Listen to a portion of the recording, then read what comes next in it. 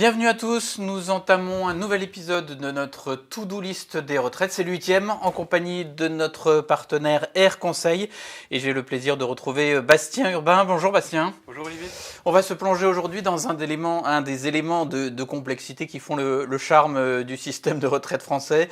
Élément qui peut pourtant faire une vraie différence, soit sur le moment auquel on peut partir en retraite, soit sur le montant de la pension qu'on va toucher. Ce sont les avantages familiaux. Alors, d'un mot d'abord, Bastien, sur le principe, qu'est-ce qu'on entend par avantages familiaux ? Alors les avantages familiaux, ils sont de deux natures. Vous avez ce qu'on appelle une majoration de trimestre. Donc on accorde des trimestres d'assurance gratuitement à certains assurés, en l'occurrence au père ou aux mères. Et vous avez un système de majoration de pension. Donc là, on majore le montant des pensions. Alors on va commencer par la majoration de durée d'assurance dont vous parliez. En quelque sorte, ce sont des trimestres de cotisation offerts aux salariés. C'est ça. Alors l'objectif initial de la mesure, c'était de compenser l'impact de la maternité sur la carrière des femmes. C'est-à-dire, voilà, les femmes ont dû arrêter de travailler pour avoir et élever des enfants. Donc forcément, c'est des trimestres qu'elles n'ont pas pu cotiser. Donc on essaie de compenser ce déséquilibre en accordant gratuitement des trimestres. On parle de combien de trimestres et est-ce qu'ils sont toujours réservés aux femmes aujourd'hui ? Alors le principe dans le régime général, c'est que vous avez 8 trimestres par enfant. Donc 4 trimestres qui sont accordés au titre de la naissance de l'enfant ou de l'adoption, et 4 autres trimestres qui sont accordés au titre de l'éducation de l'enfant. Le principe, c'est que ces 8 trimestres sont accordés par défaut à la mère, mais désormais, les pères peuvent bénéficier, alors non pas des trimestres de naissance, puisque dans tous les cas, ils ne donnent jamais naissance à l'enfant, mais ils peuvent éventuellement récupérer les 4 trimestres d'adoption, à condition, et ça c'est un élément qui est en général pas connu, c'est qu'il faut en faire la demande dans les 6 mois qui suivent le 4e anniversaire de l'enfant. Il faut que les deux parents fassent la demande conjointement, c'est ça ? Oui, tout à fait. On a parlé à l'instant de 8 trimestres, donc 2 années par enfant. Ça c'est le cas général, mais il y a des cas particuliers selon la situation des personnes ou selon les régimes auxquels on cotise ? Oui, tout à fait. Alors 8 trimestres, c'est dans le régime général.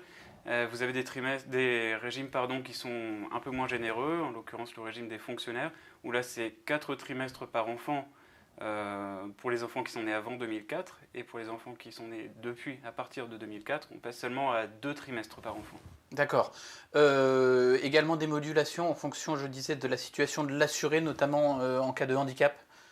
Oui, effectivement. Donc vous pouvez ajouter aux 8 trimestres du régime général, vous pouvez ajouter des trimestres supplémentaires si l'enfant a un taux de handicap d'au moins 80%.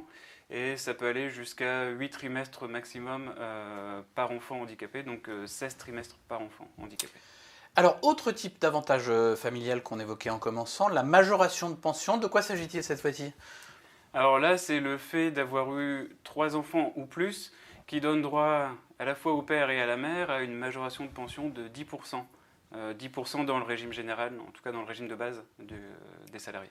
Donc ça, à partir du 3e enfant, mais ce supplément de pension de 10%, il est forfaitaire, il ne varie pas selon le nombre d'enfants. Non, c'est ça, que vous ayez 3, 4, 5, 10 enfants, le taux sera toujours de 10%. C'est une mesure qui est au départ nataliste, qui est faite pour encourager les familles nombreuses.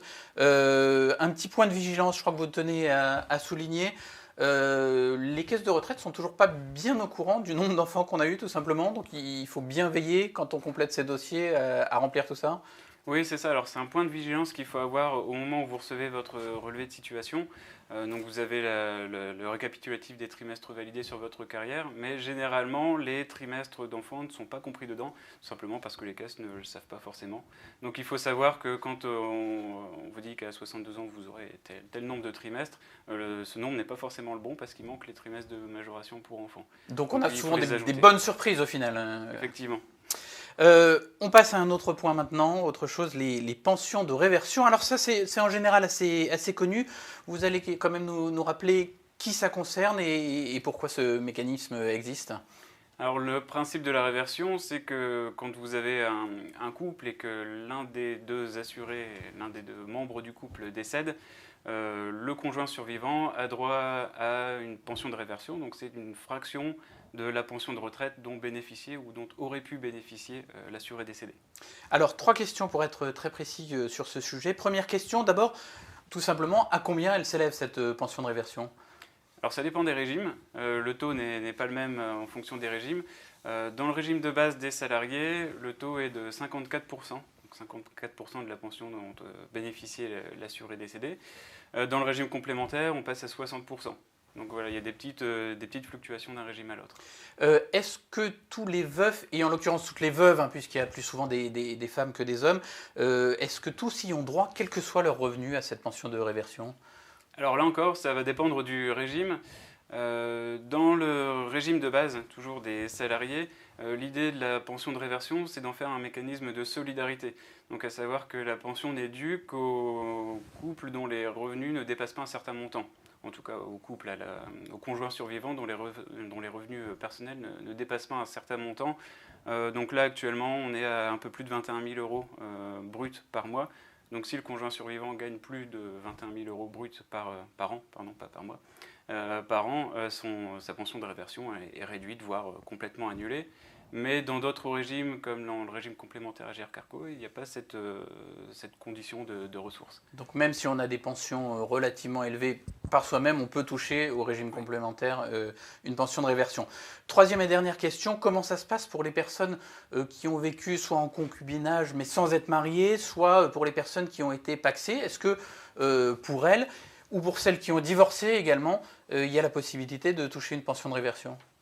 Alors la réversion, toujours dans le régime général, ne concerne que les couples mariés. Donc si vous avez été pacsé, si vous étiez en concubinage, vous n'y avez pas droit. Après, la question du divorce va avoir une incidence aussi, et surtout, plutôt que le divorce, c'est surtout la question du remariage. Dans le régime de base, vous pouvez vous remarier, et donc si un assuré a eu plusieurs épouses, chacune de ces épouses pourra se partager la réversion, donc au prorata de la durée de chaque mariage. En revanche, dans le régime complémentaire, s'il y a eu remariage, eh bien, les droits acquis au titre du premier mariage sont annulés. Merci beaucoup Bastien Urbain pour cet éclairage complet. On retrouve Air Conseil prochainement pour un nouvel épisode. Et comme toujours, les précédentes vidéos sont disponibles en tapant l'opinion to-do list des retraites dans votre moteur de recherche. À bientôt.